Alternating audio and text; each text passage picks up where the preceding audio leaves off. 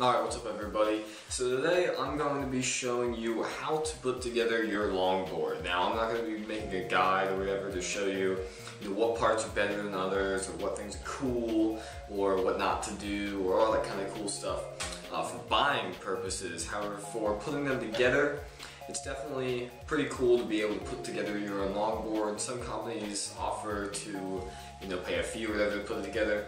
As long as you have the right hardware and you have all your stuff, then you should be fine. It's relatively easy to put everything together. So this will be a cool little guide on how to do that. And let me start by going over everything you're going to need. Now, most likely, you already know what you're going to need, but some things, you may have forgotten or whatever. So here we go, let's go over the list. Obviously, you're going to need your deck. That's pretty essential. This is the main thing you're going to be looking at for getting. So once you get this, the components are your wheels. You're going to get 4 of these, and the bearings for your actual wheels, 8 of those, along with, if you can, get some spacers for those. They'll definitely protect your bearings. You can tighten them down a little bit more. And I'll show you what it's like to have them and not have them later. Then you're definitely going to want your actual trucks. By the way, I forgot to mention it, but this is a loaded dervish Sama deck. Then these are orangutan in-heat wheels, along with Bones Red's bearings. And this is a Paris 180 truck. I have 2 of these. And then from there, you're going to want, if your board comes with it, or if you want to get some shock pads to protect your board. And then also, these will be coming with the hardware. You want your bushings, 2 for each truck. And in terms of hardware that you're going to want to get, you can go run over to your Home Depot store, do whatever you want.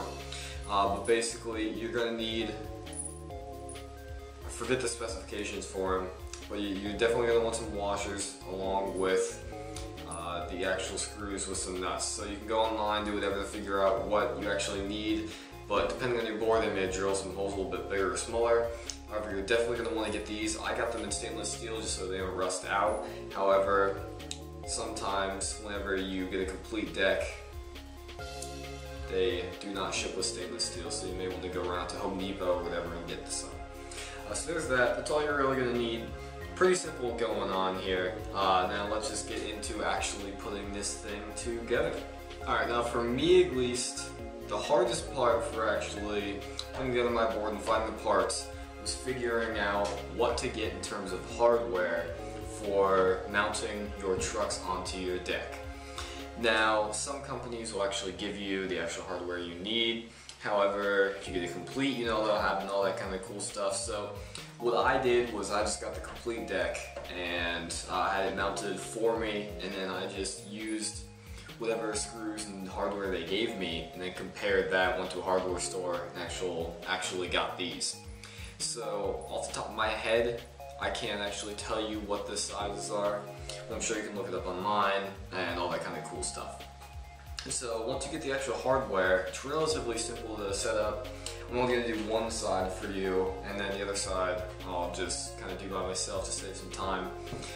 So pretty simple. This is going to be a drop through. However, you can just do it on an old classic board a little bit differently. It's a little bit simpler and basically the same concept. You just kind of screw everything on. But for here, what you're going to want to do is always have your kingpin pointing out this way. Definitely don't want to go through the trouble and put it this way. It's just going to seem stupid, and you're going to have to take everything apart and put it back together, which is not fun. So upside down like this, pretty simple. I have these actual spacers and shock absorbers, so I'm going to be sticking these down like so. This will just help you either if you're going to be using them so you don't get as much wheel bite, or if you just want to protect your deck a little bit to absorb some of the shock. You don't want to get any stress fractures or anything.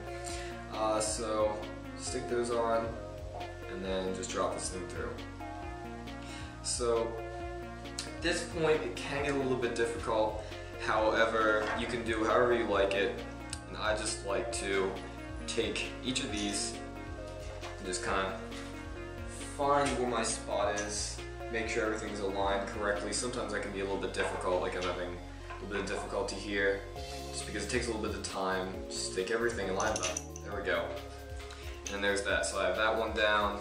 Then make it easy on yourself, just go diagonally. Put this one down. Alright, let me see what I'm doing wrong here. Alright. And then once you get the diagonal one, like so, then it mainly lines up the other ones for you. So there's that one. And let me adjust that a tiny bit. And then there's that one. So you got all these down. Once you get that, you're going to want to kind of hold this a little bit. And then make sure that those screws don't fall out. And then place everything down like so. And once you get there, it's pretty simple. Put down your washers that you're going to be using.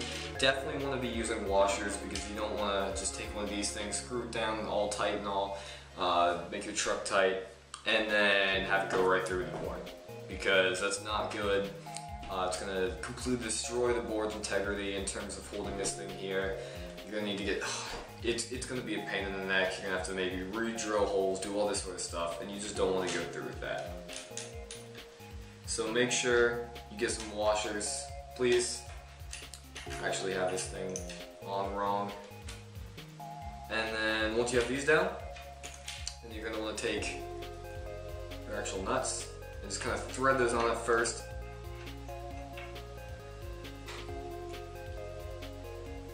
And once you have these on, then I'm going to take you to the next step on how to secure them in a more fashionable way.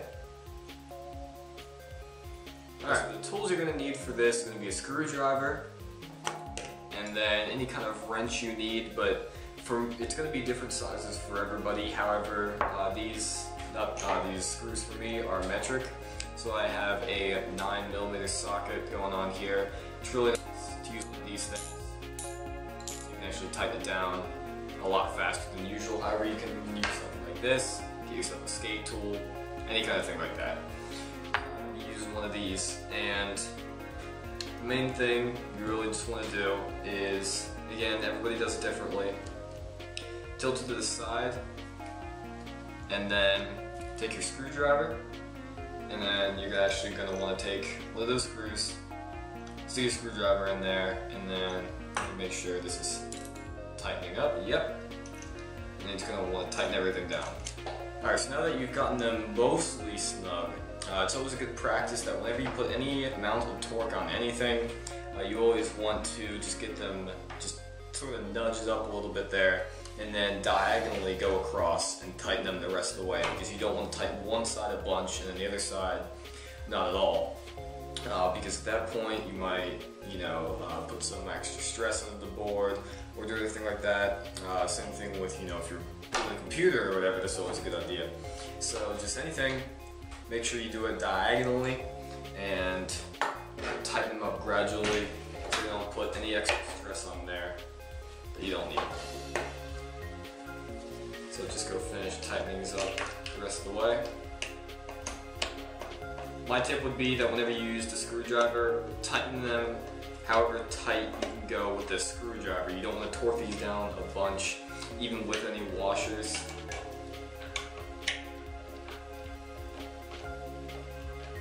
You just want to make sure these are snug enough so that your trucks don't vibrate or anything whenever you're riding, because that is just no fun.